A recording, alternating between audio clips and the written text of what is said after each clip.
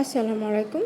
তো প্রথম কথা হচ্ছে যারা অনেকেরই তো ঢাকার মধ্যে গ্যাসের সমস্যা আছে। তো যারা অনেকে আছে আপনারা গ্যাস সিলিন্ডার ইউজ করতেছেন বা কেউ কুকার ইউজ করতেছেন। আবার অনেকে আছে যে বেশিরভাগই হচ্ছে সিলিন্ডার ইউজ করা হইতেছে। অনেকে ভাবতেছে কুকার কারেন্টের যে গ্যাস দিয়ে আমরা কুকার দিয়ে রান্না করি অনেক কারেন্ট বিল আসে। আসলে তা না, কোনো কারেন্ট বিল এত আসে না। আপনি যদি 2-3টা টিপস ফলো করেন তাহলে এত কারেন্ট বিল আসবে না। তো মেন কথা হচ্ছে আপনার কুকার যদি থাকে তাহলে আপনাকে যেটা করতে হবে, আমরা যেটা ইউজ করি সেটা হচ্ছে একটা ওয়ালটন কুকার। ওটার প্রাইস পড়েছে 3050 সামথিং। কুকারের সাথে আপনার 2টা ফ্রাই প্যান দেওয়া হয়েছে, একটা স্টিম দেওয়া হয়েছে, চামিচ দেওয়া হয়েছে, বেশ কিছু আইটেম দেওয়া হয়েছে কুকারের সাথে। তো আর কুকারে কত ওয়াট কত লিটার এগুলোই সব ডিটেলস দেওয়া আছে এবং এস্টিমেট ভালোই দেওয়া হয়েছে। মানে আমি বলবো যে বাংলাদেশের মধ্যে যে ওয়ালটন যে ইলেকট্রনিক জিনিসগুলো আছে সাশ্রয়ী কারেন্ট সেভ।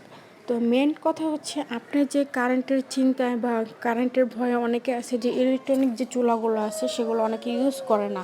তো আপনি যেটা করবেন, আপনি যখন রান্না করতে যাবেন, রান্না করার সময় আপনার যে ঘরের যে টিভি চলা বা টেলিভিশন, আপনি যেটা কারেন্ট সেভ করতে চান, যে চিন্তা করুন যে না আমার মাসে এভাবে রান্না করলে আমার কারেন্ট বিল অনেক আসবে।